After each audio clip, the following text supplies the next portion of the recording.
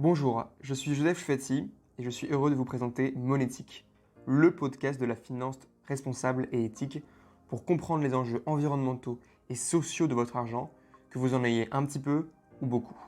Car oui, dès le moindre euro sur votre compte bancaire, votre argent a de l'impact. Ce podcast se veut ludique et sans filtre. À chaque épisode, vous pourrez retrouver un expert du domaine de la finance verte et de nombreux conseils pour mieux orienter votre argent. Abonnez-vous. Avant de commencer ce podcast, je voudrais rapidement vous parler de Goodvest. Goodvest est une solution d'épargne responsable et transparente qui vous permet facilement d'investir dans un avenir meilleur pour vous et pour le monde. Elle se veut éthique, simple et accessible à toutes et à tous. Je vous invite à visiter le site goodvest.fr pour en savoir plus. Bonjour Anne-Catherine, enchantée. Bonjour Joseph. Merci d'avoir accepté l'invitation pour ce podcast Monétique. Est-ce que je peux commencer par te demander de te présenter ton parcours ? Oui, alors je m'appelle Anne-Catherine Husson-Traoré, je suis la directrice de Novetic. Et j'ai eu un parcours initialement de journaliste qui a travaillé sur divers médias, et dont la chaîne de télévision M6. Et puis dans les années 2000, j'ai eu envie de faire autre chose que de la télévision, qui menaçait de devenir un peu dédiée à la télé-réalité ou autre joyeuseté, qui ne m'intéressait pas du tout. Donc j'ai eu la chance de rencontrer le fondateur de Novetic, qui était un projet qui a été lancé en 2001, et qui consistait en gros à faire connaître les fonds qu'on appelait à l'époque ISR, pour investissement socialement responsable. Et pour parler de ce type d'offres financières qui étaient certes avec des critères financiers, mais aussi avec des dimensions environnementales, sociales et de gouvernance, il avait besoin d'un journaliste qui puisse expliquer de façon la plus pédagogique possible, ce qui est normalement le cas des journalistes, ce que c'est que cette ISR, comment ça marche, quel type de produit, etc. Donc c'est comme ça qu'en 2001, Novetic est arrivé. J'y suis, donc on a beaucoup changé ce que fait Novetic, puisqu'on s'est adapté aux évolutions du marché. Mais en revanche, on a notre ADN en quelque sorte, c'est d'être à la fois un média digital, un web média, novetic.fr, et puis un centre de recherche dédié à la finance durable, et qui est devenu quand même aujourd'hui quelque chose de plus complexe que ça n'était il y a 20 ans. Très clair, donc ça a commencé par un média Novetic et aujourd'hui vous avez un peu diversifié vos activités. Alors aujourd'hui, on a effectivement, on a toujours essayé, puisqu'on a un statut semi-public, puisqu'on est subventionné par la Caisse des dépôts pour être un média et faire de la recherche, et par ailleurs on doit développer des activités qui ont un modèle économique classique, dont de la formation, qui a été lancée il y a 3 ans, parce que on sait que dans ce domaine-là, tout ce qui est conseiller financier, tout le monde financier d'une certaine façon, il y a un petit nombre de gens qui comprennent bien tous ces sujets de finances durables, mais aujourd'hui, on a besoin, pour que ça puisse se développer à l'échelle, que tout le monde ait vraiment une bonne connaissance. Donc la formation est importante. Et puis on est auditeur d'un label qui s'appelle le label Greenfin, qui est attribué à des produits financiers environnementaux, qui ont des qualités environnementales attestées par ce label. Et puis on a diverses activités aussi, où on s'adresse plutôt aux investisseurs institutionnels, pour les aider, leur faire comprendre un peu tous les nouvelles réglementations et les nouveaux attendus, en fait, finalement, de ce que peut être la gestion financière. Très clair. Et donc le label Greenfin qui a été créé par le ministère des Solidarités et de l'Écologie. Oui, si on revient, historiquement, il faut penser qu'il y a 20 ans, on part d'un tout petit marché de quelques dizaines de millions d'euros et d'une trentaine de fonds. Aujourd'hui, on est à près de 800 fonds. Et on est plutôt autour de 400 milliards d'euros. Vous voyez bien l'évolution. Qui est énorme. Alors, j'allais dire que pour la France, parce qu'évidemment, ce n'est pas un mouvement français, c'est beaucoup plus large que ça. Le sujet, c'est que ce développement s'est fait finalement dans une anarchie certaine, puisque personne et aucun régulateur n'a défini ce que c'était vraiment que l'intégration de critères environnementaux, sociaux et de gouvernance dans la gestion financière. Et donc chaque maison a fait sa propre définition, sa propre méthodologie, sa propre règle. Ce qui, dans un premier temps, a été une formidable source d'innovation, dans un deuxième temps, est évidemment une formidable source de confusion, puisqu'il est très difficile aujourd'hui, ce qui peut être un attendu d'un épargnant, de comparer les produits de différentes maisons, parce qu'il n'y a pas vraiment de point de comparaison. Donc du coup, la façon dont Novetic a accompagné ces évolutions de marché, donc pendant longtemps on a quantifié déjà les évolutions sur le marché, on l'a vu grossir, se complexifier suffisamment pour qu'aujourd'hui on décide de se centrer exclusivement sur les fonds, sur les produits financiers qu'on analyse dans leurs caractéristiques durables.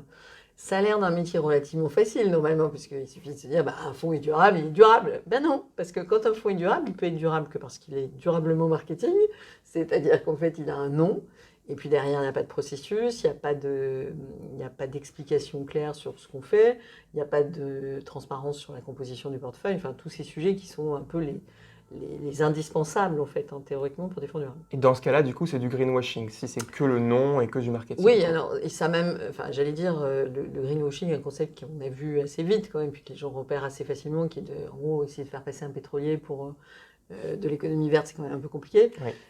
En revanche, le washing durable, ou le ODD washing, ou ce genre d'autres choses, c'est beaucoup plus complexe, parce que finalement, on parle de sujets très vastes, et où un épargnant peut ne pas avoir capacité à se dire, bon, est-ce que c'est durable ou pas? S'il y a une grande marque emblématique qui est responsable de violation de droits humains, je sais pas où, forcément, il va dire qu'il y a un problème.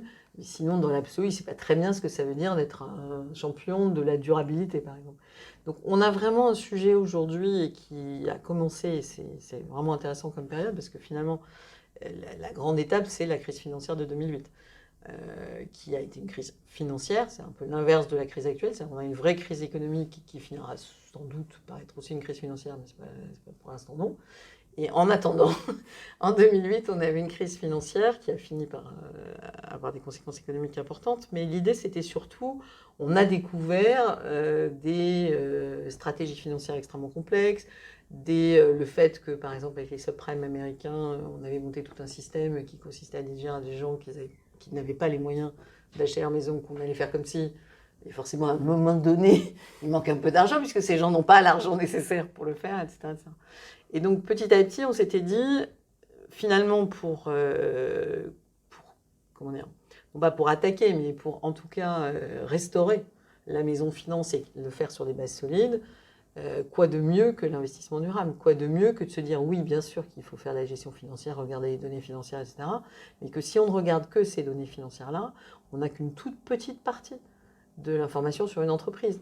Un EBITDA ne vous dit pas grand-chose sur son capital humain, ne vous dit pas grand-chose sur son portefeuille produit, ne vous dit rien du tout sur ses clients.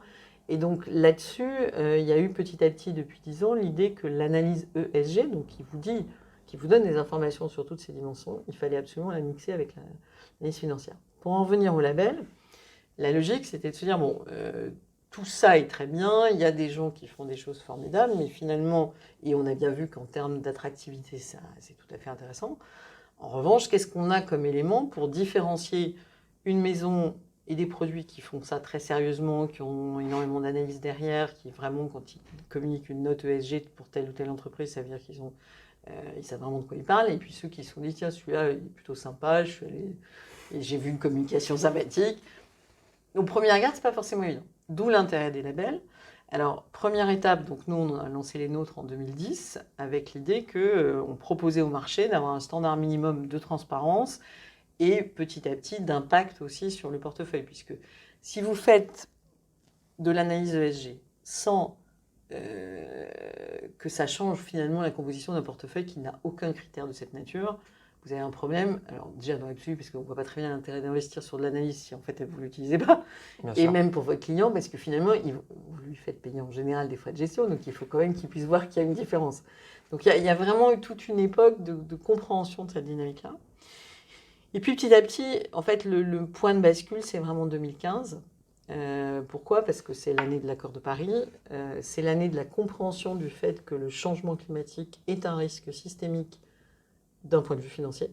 Ça peut totalement déstabiliser l'équilibre économique et financier. Comme le Covid l'a fait, du coup. C'est exactement, tu as tout à fait raison, c'est exactement ce qui s'est passé avec le Covid. C'est que là, on a eu deux démonstrations, une plus théorique sur le climat, mais qui est malheureusement en train d'arriver quand même assez vite, et une tout à fait concrète avec le Covid-19, qu'il ne faut pas grand-chose pour déstabiliser tout ça. Et donc, du coup, à partir de là, on a pris plus au sérieux l'analyse ESG en se disant, en fait, c'est un atout formidable pour la gestion financière parce qu'elle permet justement d'identifier des sources de risque, du coup, essayer de les éviter au maximum et évidemment aussi d'identifier les opportunités et donc d'investir dans les entreprises les plus solides ou les mieux positionnées sur des sujets absolument clés. Et c'est là où le gouvernement français a eu un rôle tout à fait sans équivalent à ce stade, puisqu'il a d'une part fait une loi de 2015 qui obliger les investisseurs institutionnels à s'intéresser à ces sujets, même s'ils en étaient très loin. Et d'autre part, lancer 2 labels. Donc, un label ISR pour les fonds, on va dire, plus globaux. Donc, quand les fonds qui ont ce label ont tous des processus solides, ils sont passés quand même par un audit qui est assez complexe et assez lourd. Donc, on peut pas s'auto-déclarer durable en 24 heures et avoir le label ISR, ça c'est pas possible. Et puis le label Greenfin pour une autre approche pour certains types de clients qui eux veulent surtout une garantie des qualités environnementales du fonds. Donc le label Greenfin va encore plus loin que le label ISR. Oui, et d'ailleurs ça se voit très bien dans le nombre de fonds labellisés puisque le label ISR couvre quand même plus de la moitié, je crois maintenant, de l'offre de fonds durables disponibles en France, alors que le label Greenfin, on est sur peu de fonds, mais parce qu'ils sont vraiment vert foncé. C'est-à-dire qu'on a à la fois un référentiel d'activités vertes dans lesquelles ils doivent être investis et surtout des exclusions de toutes les énergies fossiles et du nucléaire. Je vous rappelle que c'est un label public français, donc c'est intéressant. Oui. Et des entreprises controversées. Donc effectivement, on a toutes les garanties. Et c'est ça qui est aujourd'hui un sujet important, cette question des exclusions. Puisque des diverses études qui ont été pratiquées depuis une vingtaine d'années, on voit bien qu'un épargnant qui n'a pas forcément une culture financière énorme, sa première réaction, c'est de se dire « je vais aligner mes placements avec mes valeurs humaines, j'allais dire, et donc je ne veux pas investir là-dedans. Avoir une approche beaucoup plus de « je ne veux pas être là-dedans » que de se dire de faire tout le raisonnement qui est de se dire oui, une entreprise qui a une bonne note en analyse ESG, elle est forcément meilleure, donc c'est un bon placement dans l'avenir, ça suppose déjà un certain degré de compétence et de connaissance. Et alors là où il y a un petit sujet, c'est que le marché français est vraiment hostile et a mis beaucoup de temps à s'intéresser aux logiques d'exclusion qui étaient très répandues en Europe du Nord, parce que, peut-être parce qu'on est un pays où il y a la séparation de l'Église et de l'État, mais en tout cas, l'idée qu'on pouvait interdire tel ou tel secteur, telle ou telle entreprise a longtemps été refusée par la plupart des praticiens. Effectivement, et du coup, les pays du Nord, il y en a même qui vont jusqu'à désinvestir des énergies fossiles. Alors, pas que dans les pays du Nord, parce que c'est là aussi où c'est intéressant, puisque le marché s'est développé vraiment d'une certaine façon jusqu'en 2015, et à partir du moment où il y a eu une prise de conscience du primat climatique, c'est assez compliqué, et c'est toute la bataille, et c'est une sacrée bataille, puisque les ONG environnementales ont pour cible le secteur financier quand même maintenant depuis à peu près 5-6 ans, et publient régulièrement des études disant, écoutez, on ne peut pas à la fois prendre des engagements environnementaux et puis en même temps continuer. Alors, aujourd'hui, sur le secteur du charbon, il y a quand même une stratégie globale de désinvestissement, avec des horizons qui peuvent être plus ou moins proches et avec des vrais sujets autour des nouvelles capacités installées. Ce qui fait qu'il y a toujours une grande bagarre entre ONG et investisseurs. En revanche, le vrai sujet, c'est évidemment les autres énergies fossiles, et bien évidemment surtout le pétrole. Ce qui est intéressant là-dessus, c'est que, et en France aussi, et on l'a vu avec Total au printemps dans son assemblée générale, oui. C'est le fait que aujourd'hui, en gros, vous avez 2 postures et qui sont tout à fait défendables. L'une qui consiste à dire bon, bah, j'exclus, alors je vais jusqu'à exclure les énergies fossiles, donc par exemple les fonds labellisés Greenfin, qui est une position qui permet de construire des portefeuilles qui ont des spécificités particulières, parce qu'ils sont vraiment sur l'économie très verte, mais qui s'adressent à une demande d'investisseurs qui, eux, veulent vraiment, certes, placer de l'argent, mais aussi et surtout être sûrs de contribuer à une économie très verte. Donc ça existe, mais effectivement, la probabilité que ce soit plus large est plus difficile. En revanche, sur le côté, comment on transforme, le fait de dire oui, évidemment, il faut que l'énergie pétrolière se transforme, évidemment, il faut qu'on n'exploite pas toutes les réserves prouvées du secteur pétrolier, parce que sinon le réchauffement climatique va être encore plus grave. Mais il y a une possibilité de faire autrement, c'est-à-dire de garder ça en portefeuille, de garder ce type d'entreprise, mais de les transformer par l'engagement actionnarial. Et ça, c'est très nouveau en France, parce que jusque-là, c'est des pratiques, alors certes dites de dialogue, c'est-à-dire qu'en fait, les sociétés de gestion disaient qu'elles dialoguaient avec les entreprises. Mais ce que je résume souvent en disant le dialogue c'est bien, mais l'engagement actionnarial, c'est quand vous posez une question et que vous n'aimez pas la réponse, vous demandez à l'entreprise de modifier sa réponse. Oui. Et donc ça, c'est ce qui a vraiment commencé en France cette année. Avec Total, du coup. Avec Total, du coup, tout à fait. qui est quand même passé en quelques mois de fin décembre 2019 ou à l'automne 2019, il disait la transition énergétique, on verra ça plus tard, après ma mort, en l'occurrence, il n'est pas si vieux que ça, donc bon, à une accélération très nette, puisque de l'aveu même de Total, un quart de ses actionnaires sont signataires de la plus grande coalition qui s'appelle Climate Action 100 Plus d'investisseurs qui veulent une réduction drastique des plus grands émetteurs mondiaux. Donc, c'est un quart des actionnaires de Total. Donc, à partir de ce moment-là, quand un quart de vos actionnaires vous explique que non, ça ne va pas pouvoir se passer comme ça, il faut une vraie stratégie de transition énergétique, du coup, il y a un changement majeur. Et j'ai entendu récemment le dirigeant de Total dire qu'effectivement, il avait passé 2 jours de conseil d'administration ou quelque chose comme ça, où on n'a parlé que climat. Alors, la limite de cet exercice, c'est qu'aujourd'hui, c'est vrai pour le secteur pétrolier, mais c'est vrai que pour le secteur pétrolier. Or, évidemment, et la question climatique, et les questions sociales, et les questions ESG globales, elles concernent toutes les entreprises différemment d'un secteur à l'autre, mais on est encore très loin d'une mobilisation globale des actionnaires sur ces questions-là, sur tous les secteurs. D'accord, très clair. Et donc parlons un petit peu aussi de performance. Il y a beaucoup d'épargnants qui pensent qu'investir responsable, ça va détruire leur performance. Est-ce que tu peux m'apporter une réponse sur cette question que beaucoup se posent? Alors, tout à fait. Je dirais que le péché originel, en quelque sorte, c'est le fait que vendre.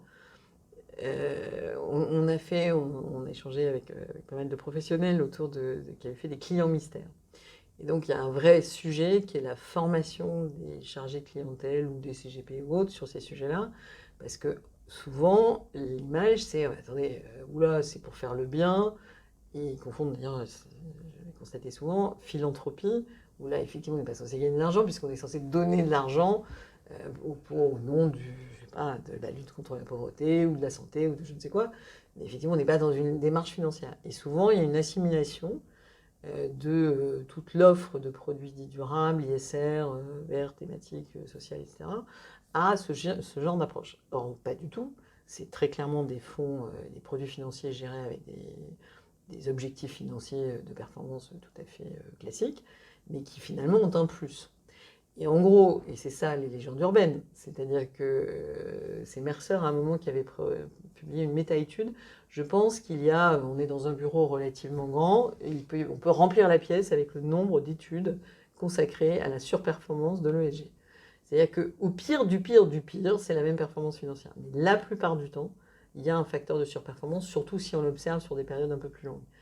Et pourquoi? Parce que, à la surprise générale, les entreprises les mieux notées sur le plan ESG sont effectivement les plus solides, celles qui ont les stratégies les plus pertinentes, parce que ça veut dire qu'elles ont réfléchi, qu'elles ont en plus, elles vont suffisamment bien. Bon, l'exemple le plus frappant, c'est L'Oréal, qui est vraiment l'entreprise alors bon, après, impactée par la crise aussi, mais de façon générale, c'est quand même une très belle entreprise qui se développe énormément, et qui, alors qu'elle était dans cette situation-là, a complètement réfléchi à son business model, l'a remis en cause, a fait une stratégie qu'elle a publiée à l'été 2020 qui s'inscrit dans les limites de la planète, et qui en gros consiste quand même à revoir la quasi-intégralité de son modèle, à la fois en termes d'approvisionnement, de packaging, parce que quand on s'appelle L'Oréal, la question effectivement du recyclage du packaging. Il y a beaucoup de plastique, ouais. Voilà, il y a beaucoup de plastique, il y a beaucoup de choses jetables, alors que là il s'agit de recharge, c'est une transformation radicale. Donc que les entreprises qui sont capables de faire ça, soit des entreprises qui soient très performantes financièrement parlant, j'allais dire, c'est presque une évidence. Donc ça, c'est un premier point. Et ensuite, j'allais dire, à l'inverse, les entreprises qui sont très mal notées parce qu'elles ne prennent même pas la peine de remplir les questionnaires, etc., on peut imaginer qu'elles ne vont pas si bien que ça financièrement. Et c'est vrai que du coup, on a passé beaucoup de temps, beaucoup d'énergie, on a mis beaucoup d'argent finalement pour faire des études qui, de mon point de vue, ne présentent aucun intérêt. Parce qu'en fait, c'était pour tuer une légende urbaine qui, par définition, est une entreprise hasardeuse. En revanche, on a mis très peu de choses, et ça devient un vrai problème là en ce moment, et nous on appelle ça depuis plus d'une dizaine d'années maintenant, à la mesure de la performance environnementale et sociale du fait d'intégrer ce type de choses. C'est-à-dire de dire, oui, évidemment, vous avez un résultat financier et que tout le monde, classiquement, place de l'argent pour maintenir son capital et le développer. Ça, il n'y a aucun problème avec ça. Mais en revanche, si vous le faites avec des critères ESG, avec des critères environnementaux et des critères sociaux, en général, vous êtes en demande de l'information, de dire, mais finalement, qu'est-ce que j'ai de plus? Est-ce que j'ai contribué ou non à émettre plus ou moins de CO2? Est-ce que j'ai contribué ou non à créer plus d'emplois? Je sais pas, aider à diminuer l'eau? Enfin, toute une palette de critères sur lesquels il y a ce genre de, ce qu'on appelle les indicateurs d'impact. Et alors là, on n'a pas du tout développé, ou très peu, cette approche-là, qui est évidemment extrêmement complexe, qui suppose des données d'une autre qualité que celles que fournissent les entreprises aujourd'hui. Et de mon point de vue, c'était là-dessus qu'il fallait mettre l'effort, le temps, l'argent, etc. Alors, il n'est jamais trop tard. Donc, la réglementation européenne vient de rappeler que c'est ça, en fait, l'attendu. Donc, il y a une réglementation qui pourrait être un disrupteur majeur de tout ce monde-là, qui s'appelle la Disclosure, qui va entrer en vigueur au printemps prochain et qui consiste effectivement à demander aux producteurs de fonds durables d'être en capacité de mesurer l'impact environnemental et social de leur gestion dite durable et de communiquer aussi sur l'impact financier que peut avoir sur le portefeuille des phénomènes environnementaux comme le changement climatique ou la perte de biodiversité. Vous imaginez la révolution. Très clair. Donc là, ça va encore plus loin que les rapports ESG qui commencent à être mis en place par certaines entreprises, quoi. Oui, parce qu'en fait, on a, alors pour essayer d'être le plus synthétique possible, parce qu'évidemment, il s'est passé énormément de choses en 20 ans, et il y a énormément d'études. En fait, la difficulté aujourd'hui, c'est ce qu'on a en quelque sorte un big data ESG. C'est-à-dire que c'est pas qu'il manque de la donnée, mais par contre, elle n'est pas forcément pertinente, elle n'est pas forcément fiable, et en plus, elle n'est pas sur des périmètres récurrents qui permettent même de comparer une entreprise d'un exercice à l'autre. Donc aujourd'hui, quel que soit l'algorithme de FinTech que vous pouvez avoir ou autre, on a une vraie difficulté à pouvoir comparer en fait et rendre des perspectives. Donc on est dans cette phase qui est en train de... Il y a une vraie phase de rupture entre, on va dire, l'ESG à l'ancienne, développé depuis une vingtaine d'années, où en gros vous avez des entreprises qui publient des données, qui sont traitées par des agences spécialisées avec des méthodologies souvent pas très... Enfin, qui peuvent être très différentes. C'est vrai qu'avec les méthodologies ESG, vous pouvez avoir une même entreprise qui est notée A d'un côté et C de l'autre, donc ça c'est un sujet. Et surtout, c'est de la donnée qui, au mieux, date de l'année précédente, et souvent parfois plus.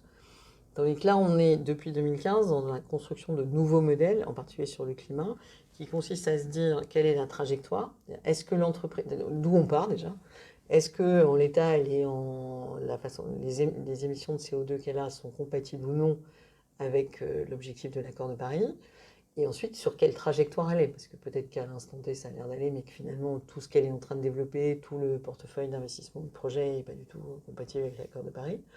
Et on élargit cette logique à celle des objectifs de développement durable. Donc là, on est dans une phase où finalement la modélisation de la trajectoire, des impacts, etc., et c'est là où les algorithmes ont de beaux jours devant eux, il prend le pas sur la notation à l'ancienne, qui était plus large en termes de critères, mais beaucoup moins efficace quand même pour essayer de comprendre où sont les vrais risques. D'accord. Et donc là, à ce sujet, il y a une application qui était lancée par l'ITA.co récemment qui est sortie qui s'appelle Rift. Je pense que peut-être que tu en as entendu parler. Alors oui, et puis on est leur partenaire média en fait. D'accord, voilà, donc ils ont plein de partenaires, dont Carbone 4, du coup, dont Novetic. Du coup, cette initiative-là, qui se veut un peu être le Yuka de la finance, permet justement de donner des informations d'impact sur l'épargne. Alors, ça, c'est un truc compliqué, on en a pas mal discuté avec eux, parce que ce que, en l'état actuel du marché, on peut faire, c'est de dire sur un fonds, il a telle et telle caractéristique, c'est-à-dire, par exemple, il exclut telle ou telle chose, ou il est orienté sur l'environnement de telle et telle façon. Ça, on peut le dire de façon assez certaine. Sur la mesure d'impact, aujourd'hui, ça reste compliqué, il y a des méthodologies, mais là aussi, pour les appliquer à l'échelle d'un fonds, puisque donc, dans les divers travaux d'études qu'on mène, on a regardé un peu comment, par exemple, les grands investisseurs reportent sur leur exposition aux énergies fossiles, aux risques climatiques ou autres. Ça reste encore, on a en fait très peu de données. Donc c'est assez compliqué aujourd'hui. Alors en plus, on parle de fonds investis dans des entreprises. Donc ça, c'est à la limite là ce sur quoi on a le plus de traçabilité. Mais dans l'appli, il y a aussi des dimensions livrées ou autres. Bon, Ah, c'est encore plus compliqué. Puisqu'on est sur un type d'actifs qui sont, alors du point de vue de la personne, on va dire j'ai mis 1000 euros sur mon livret de développement durable, qu'est-ce que ça fait au développement durable? C'est complètement légitime. Après, comment on calcule par rapport au fait que ces 1 000 euros sont partis en partie à la Caisse des dépôts, en partie dans d'autres banques, et qui sont engagés, alors là, dans des très vastes ensembles sur lesquels, à ce stade, on n'a pas du tout les méthodologies qui permettent de savoir à quoi ça sert, ça, c'est un vrai sujet. Et c'est ça qui est passionnant dans les nouvelles démarches et à laquelle tu participes aussi, d'ailleurs, qui est vraiment le fait de faire monter en puissance cette compréhension d'un épargnant individuel sur le fait de se dire finalement quelle est la traçabilité que j'ai sur mon argent. Et ça, pour nous, c'est vraiment intéressant parce que ça fait plus de 10 ans qu'on dit c'est pas très logique d'avoir aujourd'hui une très forte traçabilité sur ce qu'on mange, grâce aux étiquettes, Oui. etc. Oui, Yuka, oui. Une traçabilité qui progresse quand même sur comment on s'habille, mais que sur son argent, puisqu'on épargne par définition, c'est son argent, c'est quand même assez logique d'avoir la même. Et là, c'est vrai que c'est une transformation absolument profonde que va probablement réussir la réglementation européenne, puisqu'il y a aussi une nouveauté qui est introduite dès l'année prochaine, c'est le fait d'avoir une obligation pour les conseillers financiers de parler ESG avec leurs clients. Et donc là où nous, ça revient vers nous sous la forme de demande de formation, puisque en gros, la conversation entre conseillers financiers et son client depuis des années, c'est en gros, on vous demande quel profil vous avez, dynamique, équilibré ou autre, donc en gros, vous voulez plus le taux de l'action que de l'obligation. Maintenant, l'obligation, c'est un peu est-ce que vous voulez perdre de l'argent ou pas, mais et puis surtout, qu'est-ce que vous voulez faire? Est-ce que si vous êtes jeune, est-ce que vous voulez acheter votre appartement à un moment? Si vous êtes plus âgé, votre retraite? Si vous, enfin, en gros, on vous demande ce que vous voulez en faire, ce qui détermine l'horizon auquel vous êtes censé pouvoir récupérer cette épargne.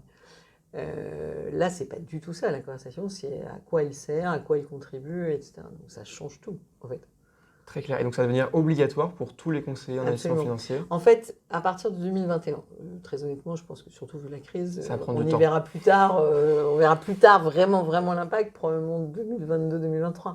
Mais par contre, 2021, c'est vraiment l'année du déploiement de tout un dispositif que l'Union européenne a pensé à la suite d'un rapport d'un groupe d'experts dont j'ai le grand honneur de faire partie début 2018, qui était d'avoir une stratégie de finances durables qui n'était pas faire grossir une niche qui n'a cessé de grossir depuis 20 ans, mais qui était vraiment de transformer la finance européenne pour qu'elle devienne durable, j'allais dire, dans toute sa globalité. Donc ça suppose évidemment de travailler sur énormément de leviers.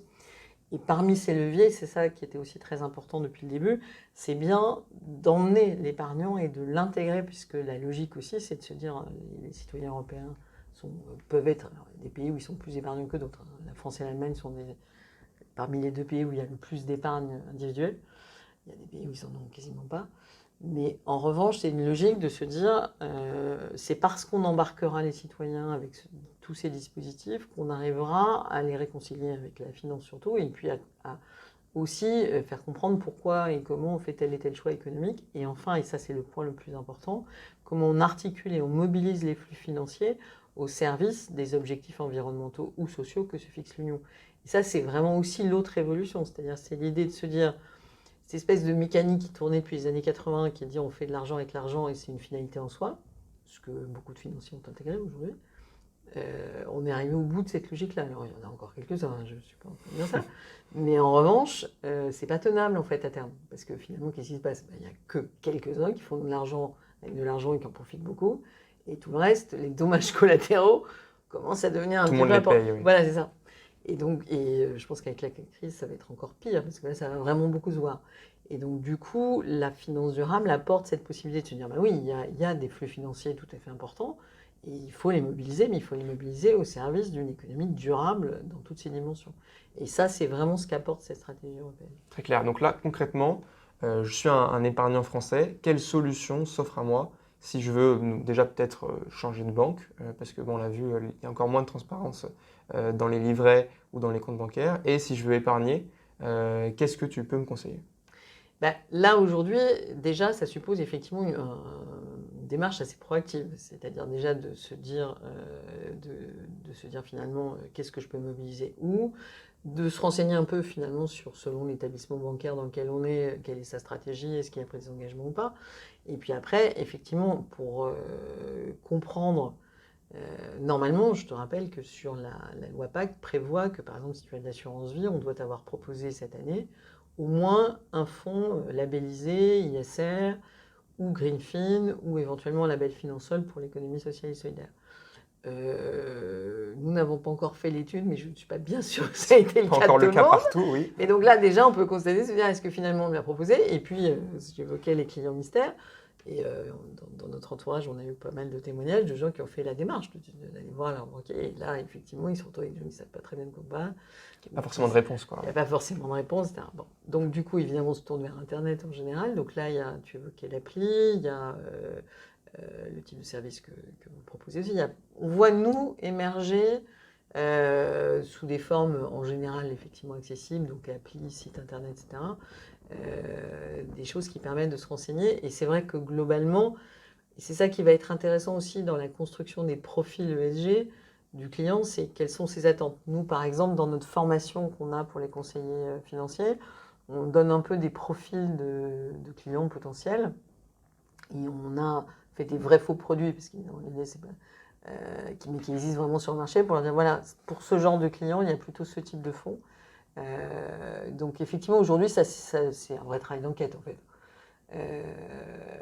Et globalement, par contre, ce qui a changé, parce que il y a 10-15 ans, quand je discutais avec des acteurs financiers de ce type de choses, ils disaient, de toute façon, ça n'intéresse pas le client, c'est la finance. Enfin, c'est les performances financières qui s'intéressent.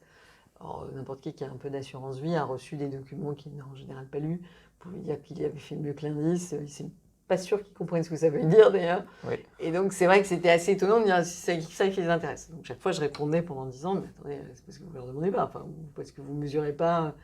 Et là où ça a complètement changé depuis 3-4 ans, c'est que leurs clients leur demandent.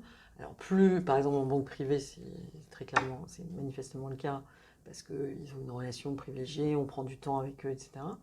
Mais il y a une demande très très forte. Et alors, effectivement, du coup, les acteurs financiers sont confrontés à un autre type de problème qui m'a été résumé une fois par une banquière qui m'a dit, écoutez, le problème, ils veulent financer la protection de la biodiversité, mes clients.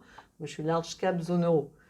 Donc, comment je fais le lien entre le fait qu'être large cap zone euro, c'est très bien pour son portefeuille potentiellement ou pas d'ailleurs, mais ça ne sert pas. Enfin, comment coup, ça sert la biodiversité? Juste pour préciser, large cap zone euro, ça concerne donc les grandes entreprises. Hein, c'est pour ça qu'on dit large cap, Tout large à fait. capitalization. Mais précise juste pour. Voilà, et c'est effectivement du jargon, mais justement, ça résume bien la situation. C'est-à-dire, on a quelqu'un qui, avec du bon sens, dit bah, écoutez, moi j'ai, je sais pas, 10 000 euros, je voudrais qu'ils servent à protéger la forêt ou je ne sais quoi, et quelqu'un dit ah, bon, maintenant on est large cap zone euro. Donc ça veut dire qu'effectivement, on est dans les grandes entreprises côté européenne. Et c'est ça, en fait, qui est une forme de révolution, qui est extrêmement compliquée pour un monde qui s'est structuré depuis 30 à 40 ans sur une organisation très abstraite, très décorrélée, avec tout un jargon très décorrélé de la réalité. En plus, maintenant, on voit que les marchés financiers sont définitivement décorrélés de la réalité, vu que le monde s'effondre, sauf eux. Oui. Donc là, tout ça, c'est des messages que les gens entendent, et donc il y a un rôle sur lequel aujourd'hui les conseillers financiers ont été très peu formés, qui est celui de la pédagogie.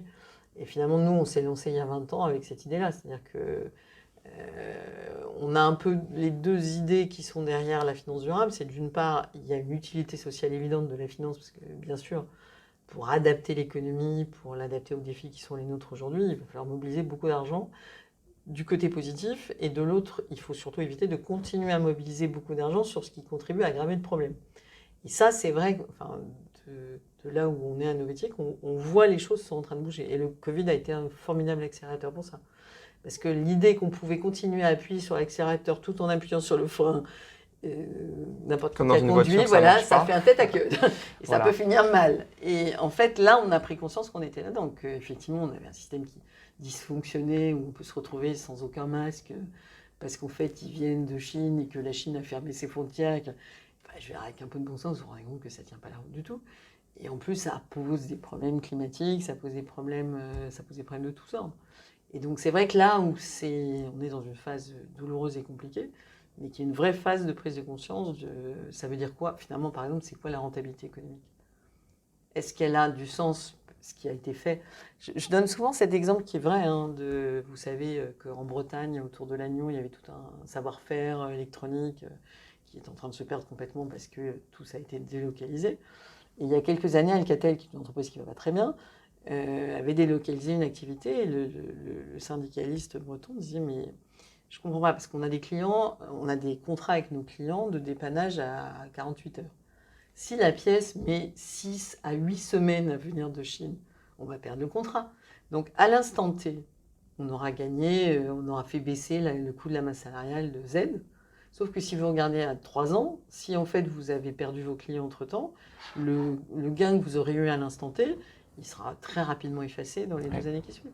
Et en fait, c'est pas plus compliqué que ça, l'ESG. Ça ramène chez les financiers cette capacité à se dire « Ah oui, d'accord, là, peut-être en année 1, j'ai gagné ça, mais est-ce que finalement c'est un gain pérenne et surtout est-ce qu'il y a du sens ?»